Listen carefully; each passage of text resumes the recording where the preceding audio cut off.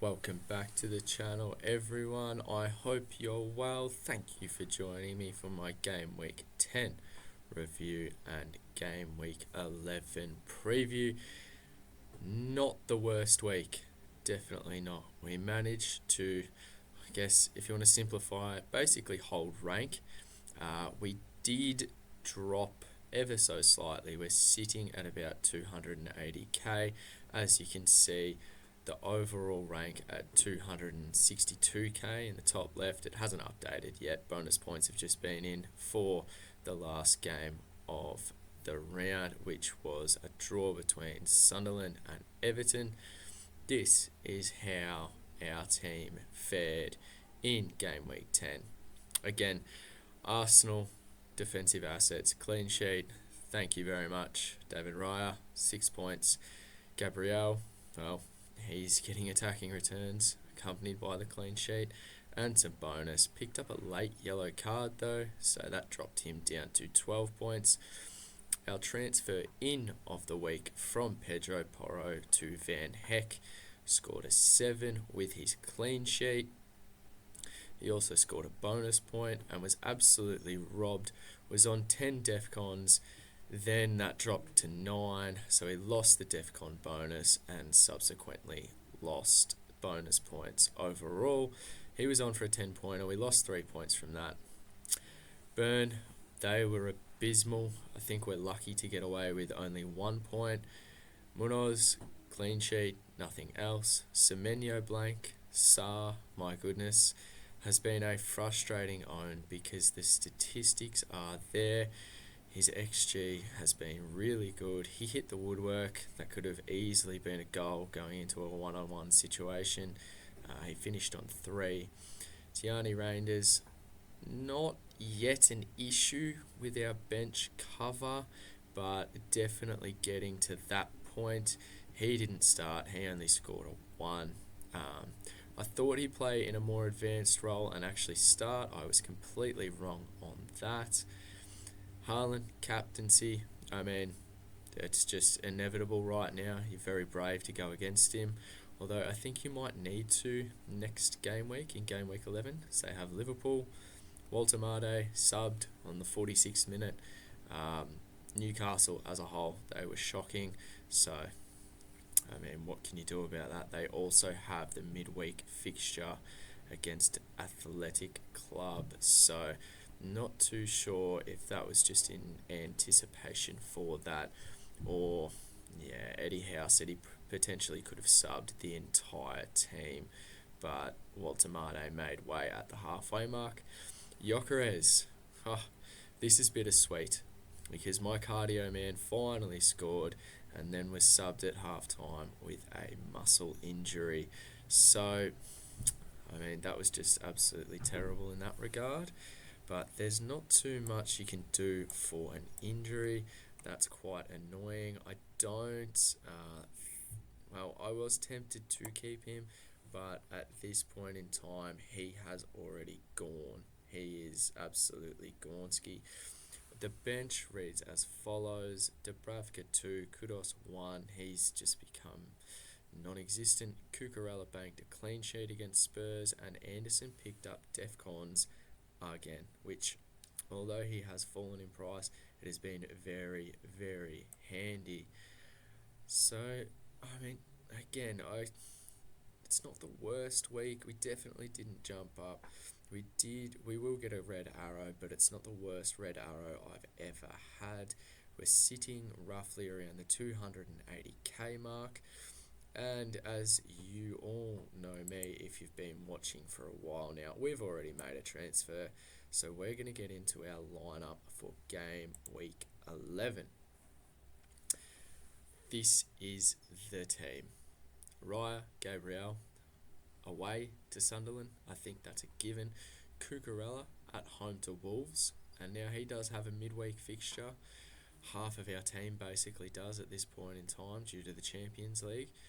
I don't know if Cucurella will start in the Champions League. If he doesn't, he's potentially going to be my captain against Wolves. I think he may start. midweek. But as I said, if he doesn't, he is a very good captaincy option in my opinion. Dan Burn has Brentford away. Munoz of Crystal Palace has Brighton at home. Semenyo has been down on form lately with Villa away. I'm hoping to God that we can finally get a return there. I've owned him for one return and we've been close on multiple occasions, so that's been absolutely ridiculous. Reinders, I don't think I'm going to be starting him. I think the obvious switch is Anderson on, Reinders off, purely because Anderson seems to have that floor of 4, and if you can start adding some attacking returns, we might be in for a haul, even though he has dropped in price. I'm not too worried about that just yet.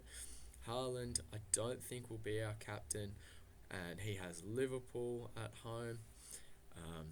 Although I'm not that scared of captaining Haaland. He's been in sublime form, especially at home. Going to play Walter Mate this week.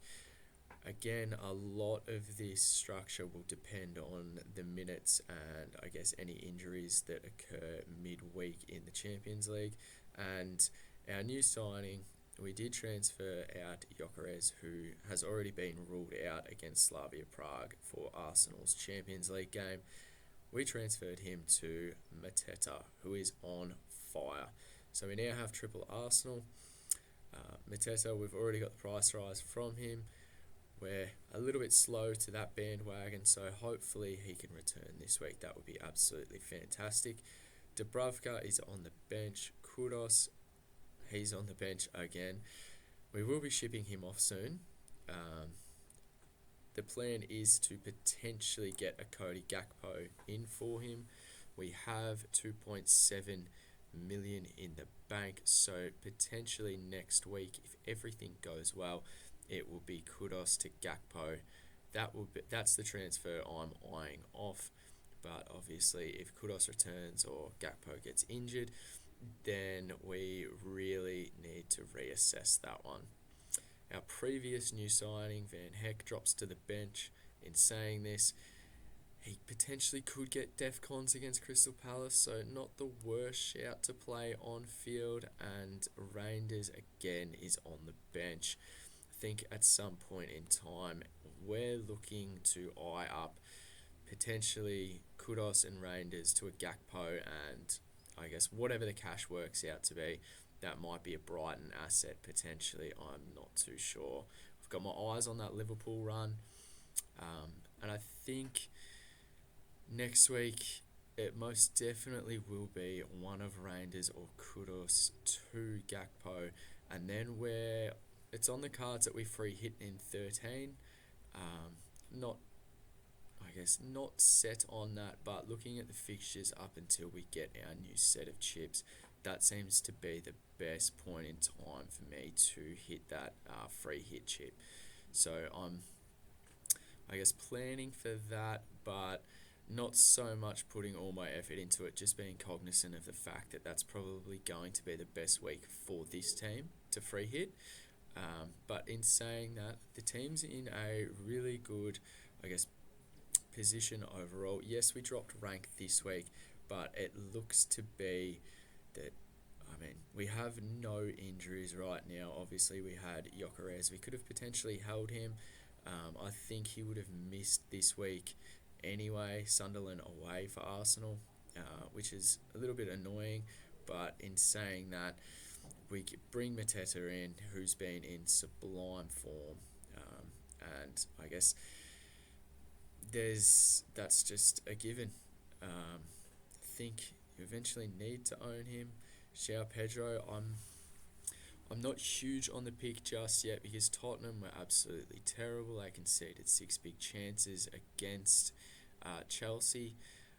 I do think the Chelsea assets are probably the best asset to captain this week against Wolves at home, but that's all dependent on what happens midweek they have a Champions League game against Karabag, and that is away.